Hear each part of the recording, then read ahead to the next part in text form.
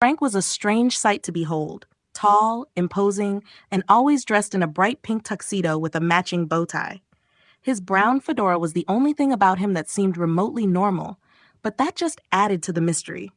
People would see him coming from a mile away, but nobody ever had the guts to stop him or question his choices. Why? Because Frank wasn't a man you messed with. He didn't need guns or knives to settle scores. His bare hands did the talking. If you crossed Frank, it was the last mistake you'd make. His hands were like iron vices, capable of snapping a neck or crushing a windpipe with terrifying ease. But Frank never spilled a drop of blood. He wasn't about the mess, just the impact. His approach was clean, efficient, just like him. Then there was his cane. It wasn't just for show. An elegant black cane with a golden handle. It served as both a walking stick and a weapon when needed. A simple tap of the cane could knock the air out of someone's lungs or leave them seeing stars without leaving a single bruise. Frank didn't need gore to make a statement. He just needed precision. He didn't start fights. He finished them.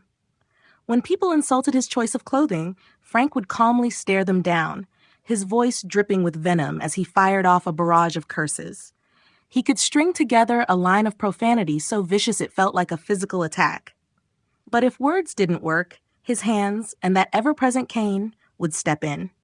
Yeah, you like to talk big, huh?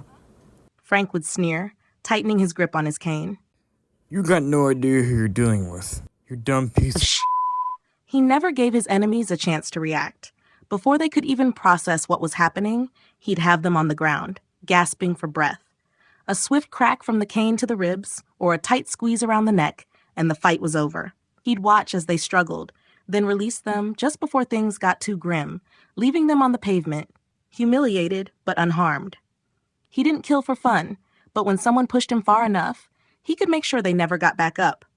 Frank's reputation spread, and soon he became known as the Pink Phantom. Nobody saw him coming, and even if they did, nobody ever saw him leave a mark. He never got caught, never had to answer for what he did. His clean, no-blood approach kept the authorities baffled. He moved like a shadow through the city, his pink tuxedo somehow making him even more invisible. When someone needed to be taught a lesson, when a local thug or crooked businessman overstepped their bounds, Frank would appear. He didn't make grand speeches. He just fixed them with a glare, cursed them out, and let his hands or his cane do the talking. And when it was over, when his target lay gasping on the ground, still alive but knowing they'd never forget the encounter, Frank would adjust his pink bow tie, tip his brown fedora, and walk away. No blood, no mess, just fear and respect in his wake. He was Frank after all, and in his world, that was enough.